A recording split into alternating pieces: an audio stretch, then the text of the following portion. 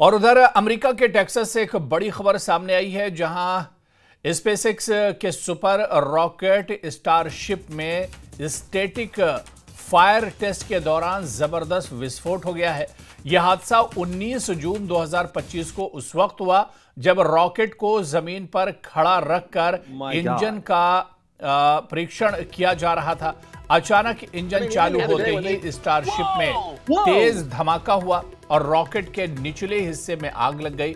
देखते ही देखते रॉकेट जलकर राख हो गया। स्टारशिप वही रॉकेट है जिसे स्पेसएक्स चंद्रमा और मंगल मिशन के लिए तैयार कर रहा था। ऐसे में यह घटना एलन मस्क की महत्वाकांक्षी योजनाओं को तगड़ा झटका दे सकती है।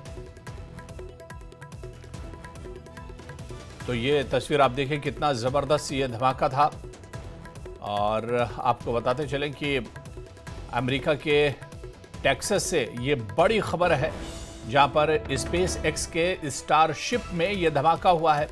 स्टैटिक फायर टेस्ट के दौरान ये बड़ा विस्फोट हुआ है। तस्वीरें भी आप देख सकते हैं कि कितनी भयानक ये विस्फोट रहा होगा, कितनी भयानक इसमें आग लगी है।